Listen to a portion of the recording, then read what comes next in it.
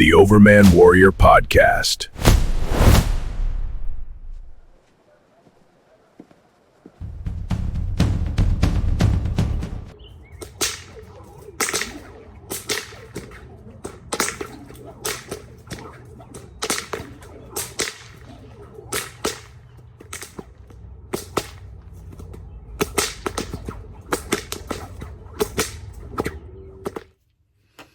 Hi, it's Rich Hoffman here. So to answer a couple questions that a lot of people have been asking me lately, and I do these videos, and I update my websites and everything a little bit as time goes on. And people who are kind of new, who haven't known me for decades, are wondering what all the whips are about. Why the whips? Why the Bullwhips? There's one of my mini ones, and I don't make I'm not shy about it. I say that I'm always armed in some way or another everywhere I go, and I am a concealed carry holder, and I'm always well equipped for whatever kind of violence might come my way. I don't go looking for it, but I'm always ready for it. But over the years, my number one pick for defensive weapons has been the bullwhip. I've done it since I was a very little kid, and I was always very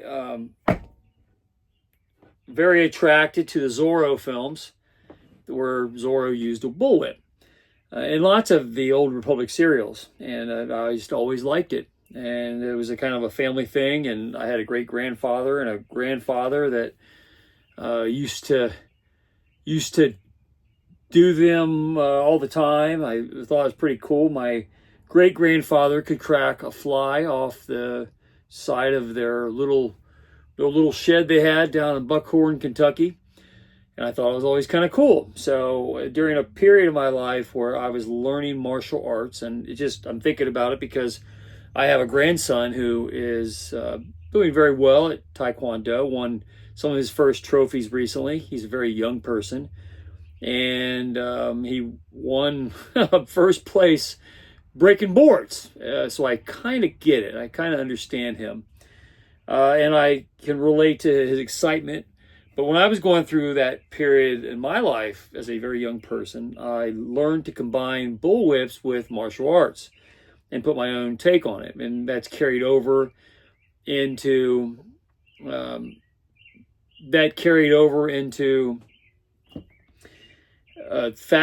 competitive fast draw with guns and other weapons. But it's always been something I've been fascinated with. And when people talk to me, especially people who have known me for a long time and known some of the things that I've experienced, the inside joke is, where are your bullwhips? And I say they're always in the car, or they're in my bag in my office, or wherever. I usually always have one or two, and over the years I have found that there really hasn't been a situation that I've been in that they weren't effective, and that includes firearms, or people that engage with you with firearms or dangerous weapons, knives especially. So when people hear that, they're like, what kind of person, that's kind of crazy talk. And I normally keep that stuff to myself. But obviously I've been doing political stuff for over 20 years. Obviously, lots of people have tried to stop me. Lots of people have tried to do the thuggish stuff like they do the Supreme Court, and like they try to go after Trump and go after political figures. Anytime you put your neck out there, there's a radicalism in the Marxist movement that is baked into your public education system, where they believe that mass threats and fear can control political doctrine. And it's been my position my entire life, even as a very young person, to not allow that to happen to me or the people around me. And of course, that's caused a lot of violent engagements over the years. And I'm at an age where I feel quite comfortable saying emphatically that I love the way I've been able to use bullwhips in my life to make sure that I can enact justice where it's needed. And if it's because I watched too many Zorro shows when I was little, I used to love the Disney Zorro show. I used to love Don Q, Son of Zorro. I used to love all the Derek Douglas Fairbanks movies. And I loved the Republic serials. I loved Zorro's Fighting Legion. I grew up thinking about that kind of thing, and then when I grew up, I wanted to be that kind of thing, and that's obviously what has happened with me. And now, after many years of it happening, and I'm obviously at a place where a lot of people pay attention to what I do, they're wondering about my life a little bit. And I can share, I think, a little bit and say that the bullwhips have been very effective. So I put them in my videos and I put them on my site. For a number of years, tried to not come across as overly aggressive, to try not to allude to some of those defensive conflicts that have come my way. You know, if you're going to go up against unions, of course, they're going to try and enact violence against you and stop you in some way or terrorize you. And of course, I've never allowed that to happen.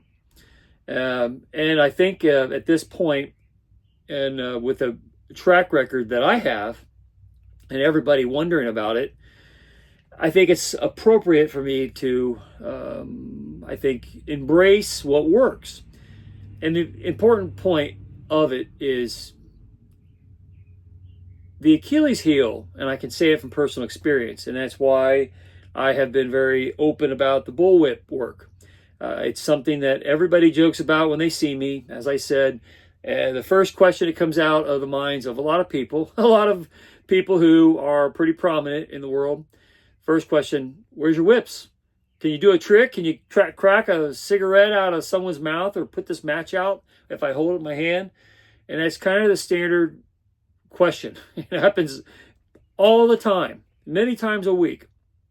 And I try not to make a big deal about it, try to stay, I wouldn't say I'm a humble person at all, but for the politeness of society, I try to downplay that kind of thing.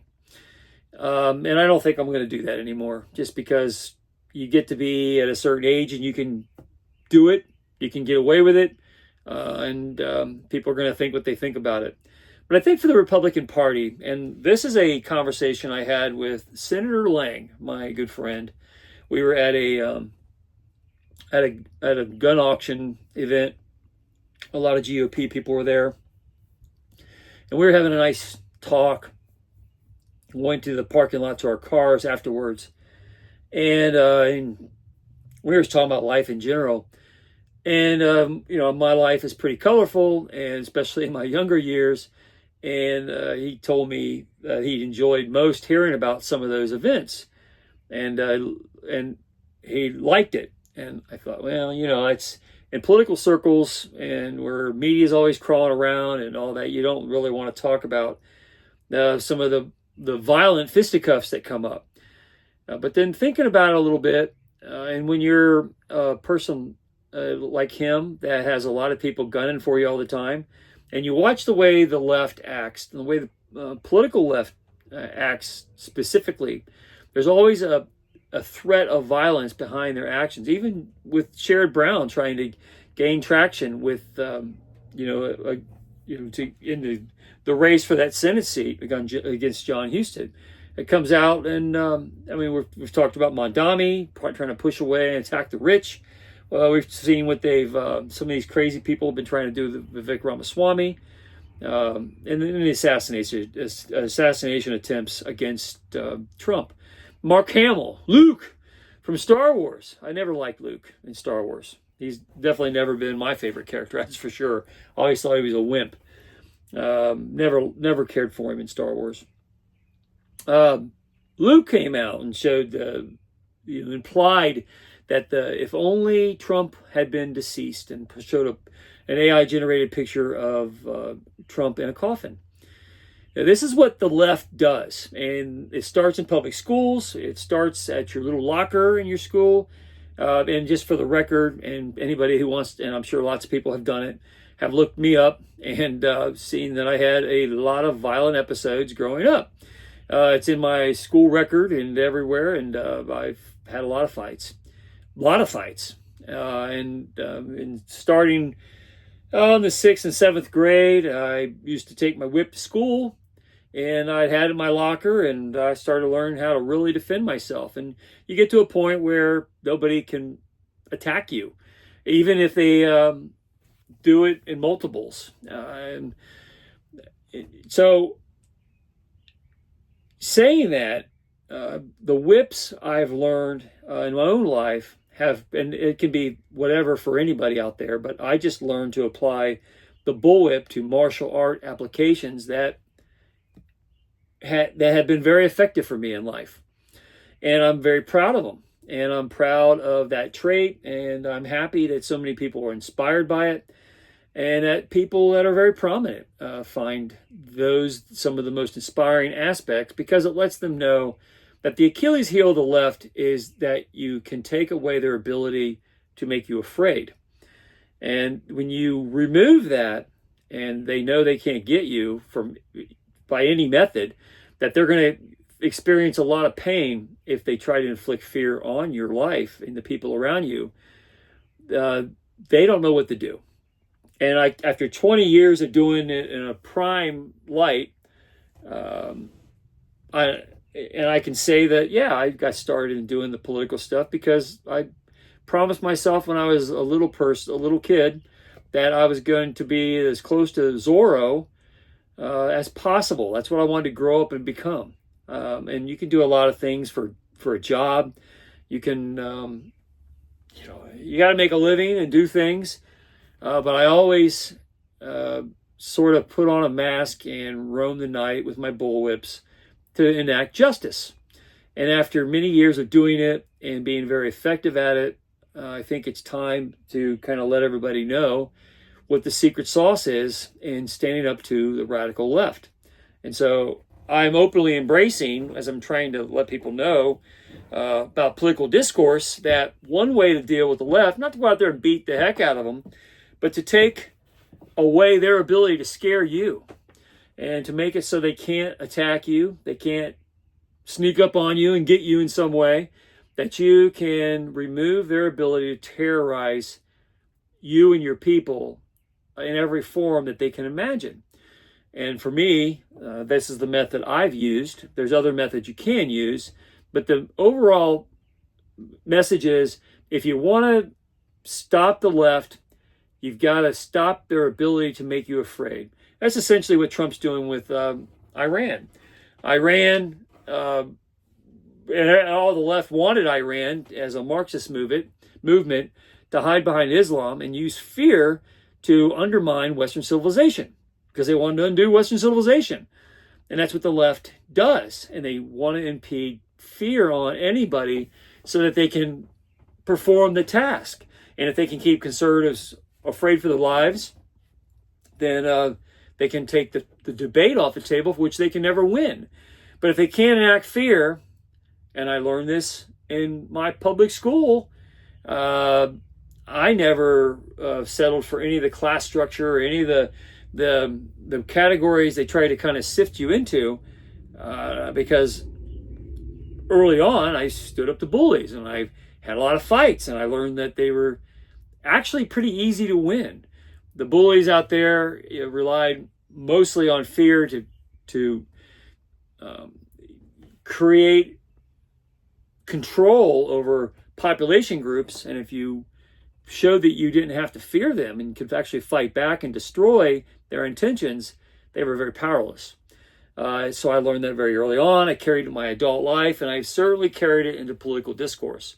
And rather than kind of say, yeah, my whip's in the car, or yeah, I've got a nice suit and tie on, and I'm here to present myself in a professional manner, and try to keep that the bullwhip stuff off to the side, then I think now I'm at a place where maybe I don't do that anymore. Maybe I more openly embrace it because people seem to love it and they seem to be inspired by it, and it lets them know that the bullwhip for me has been a symbol of justice against those who want to enact terror.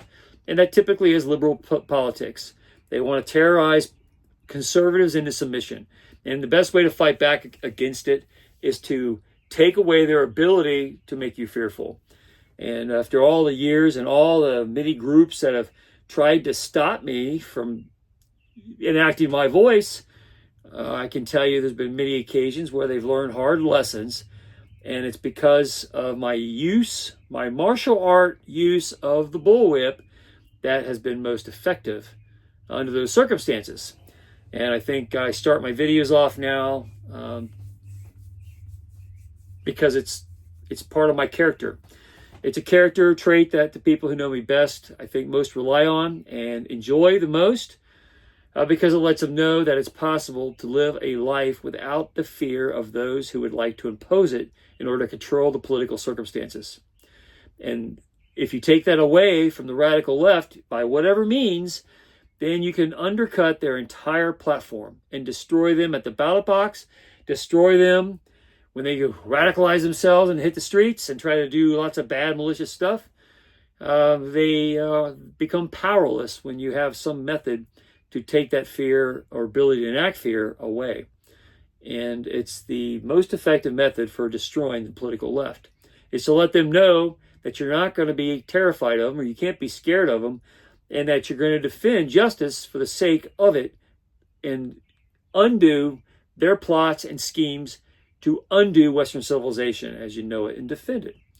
And that's why I have more openly, and I think for now on, will more openly embrace the bullwhips. And people like it.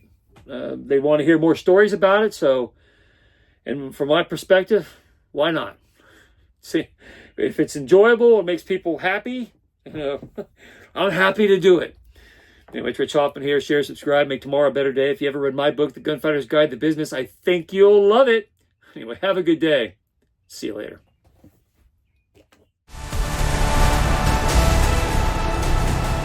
Thank you for listening. Coming soon, The Politics of Heaven in 2027.